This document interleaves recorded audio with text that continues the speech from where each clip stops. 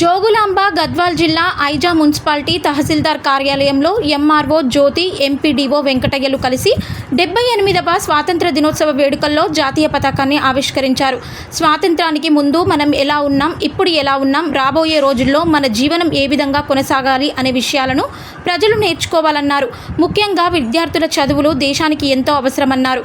కాబట్టి విద్యార్థుల తల్లిదండ్రులు విద్యార్థులపై శ్రద్ధ వహించి ఎంతో గొప్పగా చదివించాలని ఈ సందర్భంగా ప్రజలను విద్యార్థులను ఉద్దేశించి మాట్లాడారు.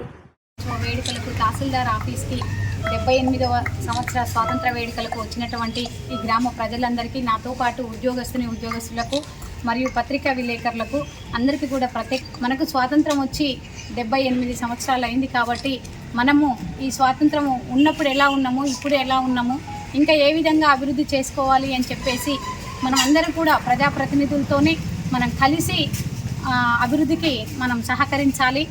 అయితే ముఖ్యంగా పాఠశాలల మీద మనం అందరం దృష్టి పెట్టాలి. ఎప్పుడైతే ప్రభుత్వ పాఠశాలలు బాగుపడతాయో అదేవిధంగా సమాజం అంతా బాగుపడుతుంది.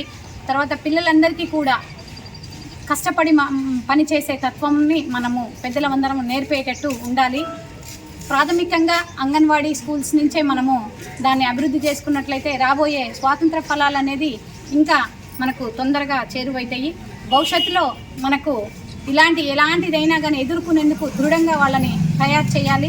కాబట్టి ప్రాథమికంగా అందరం కూడా అంగన్వాడీ స్కూళ్ళ మీద కాన్సన్ట్రేషన్ పెట్టి పోషకాహార లోపం లేకుండా విద్యావంతులుగా తీర్చిదిద్ది సమాజానికి ఆదర్శంగా ఉండాలని తెలియజేస్తూ నాకు ఇచ్చిన అవకాశాన్ని సద్వినియోగం చేసుకుంటూ కృతజ్ఞతలు తెలియజేస్తూ ఈ వాతావరణంలో మనం ఇంకా ముందుగా మంచి కార్యక్రమాలు చేపడుతూ గవర్నమెంట్ ఇచ్చే ప్రతి స్కీమ్ను మనం ఇంప్లిమెంట్ చేసుకుంటూ ముందుకు వెళ్ళాలని చెప్పేసి దానికి మీ అందరి సహకారం ఖచ్చితంగా ఉండాలి. ఉంటేనే ఈ మండలాన్ని మనం డెవలప్ చేయడానికి అవకాశం ఉంటుంది. కాబట్టి మీరందరూ నాతో సహకరించి మండలాన్ని డెవలప్ చేయడానికి అందరూ కూడా సహకరిస్తారని చెప్పి కోరుకుంటూ విరమిస్తున్నాను.